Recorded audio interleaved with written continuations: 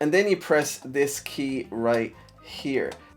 Hey, my sax playing friend, thank you so much for checking out this lesson today. My name's Alexander from saxophonemasterclass.com, and today's just a short lesson on the alternative fingering you need to know, especially as a beginner sax player.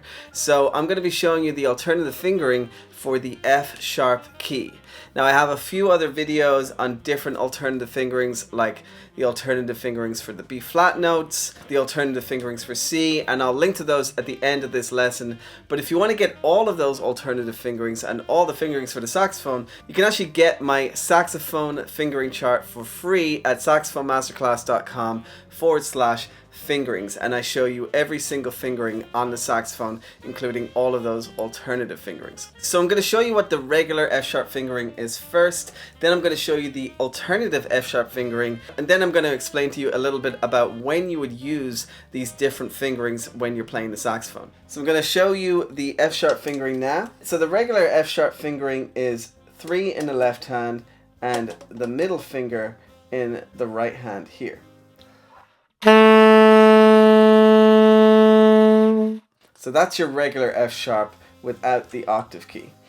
When you want to do an alternative F sharp, you play 3 in the left, 1 in the right here, and then you press this key right here.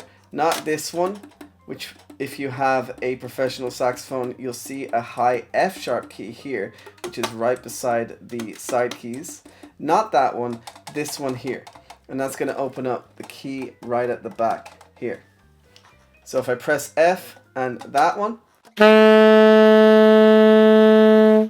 and that's your alternative F sharp on the sax. You can actually play this in both octaves as well.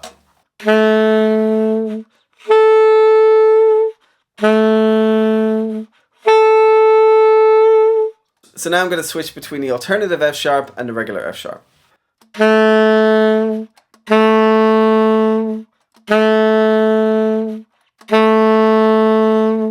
As you can hear, they're more or less identical, maybe a slight change in tone. So when do you want to use this alternative F sharp? Well, basically, if you're going from F to F sharp a lot in a piece of music, you might want to use this alternative F sharp, because going from F to F sharp the regular way can cause some difficulty. Let me show you what I mean. So if you want to go from F to F sharp the regular way, there's this transition with these two fingers here that can make it quite sloppy, especially if you're a beginner saxophone player. So as a beginner sax player, you might end up sounding like this.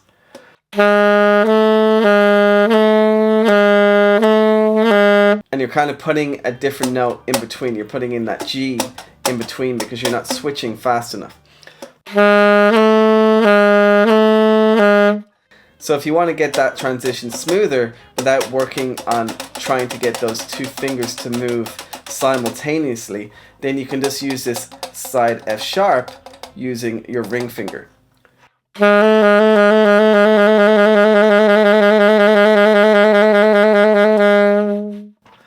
So instead of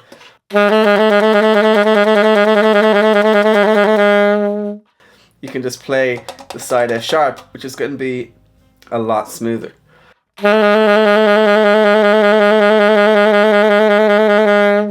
So that's the main reason to start using this side F sharp, and then that's going to make it easier going from F to F sharp to G as well, like this.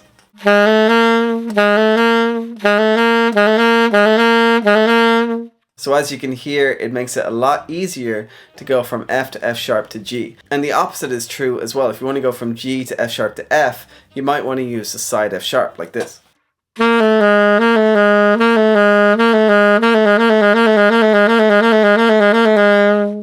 So basically this side F sharp key makes it a lot easier to transition from F to F sharp or F sharp to F.